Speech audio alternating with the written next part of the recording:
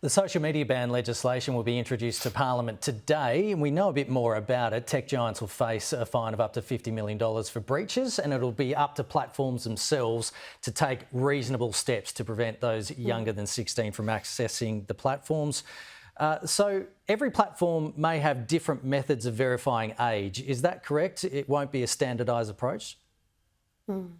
Every platform needs to take responsibility, Kenny. Peter Dutton led this debate from the start and was very strong, as we've all been strong on this. And look, I understand members of Parliament across the aisles are concerned, but we want to see this happen efficiently. We want to see it happen well. We want to have the interests of young Australians front and centre, not the interests of the tech companies. I'm looking forward to looking at that legislation when it comes into the Parliament today. We'll go through it carefully to see if it meets the tests that we have set for it.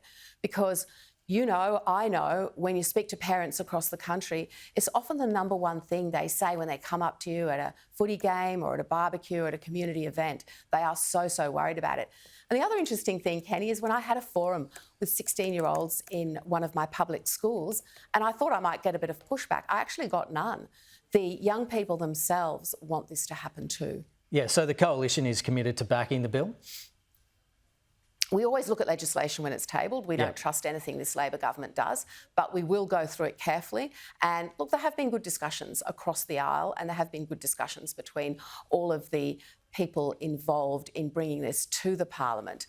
But I have to say, when I heard the Minister talking about it yesterday, and I don't step back from her good intentions, just didn't have the sense of urgency that I would have liked to see. We need this in, we need this working, but of course it has to work properly, I understand that. And the tech companies have to step up and do what I can't believe they don't know they need to do.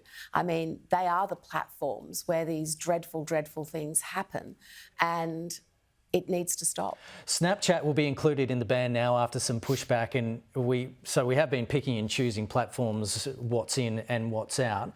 What happens if a new social media app emerges, which it will straight away? Does it automatically fall under legislation, or will it be a manual inclusion by the eSafety Commissioner? What happens there, do you know? These are details that should be worked through. There was a suggestion, for example, that Snapchat was outside the scope of the bill. That wouldn't have worked. I mean, Snapchat is a platform where significant bullying takes place, and it's not on. So we would have to have some way of examining the future as well as what's on the table now, because tech moves quickly, as you know. And it's a really good point to raise, because these are the sorts of details in the bill that we need to see and that we need to understand, and that we need to make sure that we get right, that the Parliament gets this right. Yeah, there seems to be lots of loopholes at the moment. Susan Lee, appreciate your time this morning as always. Thanks so much.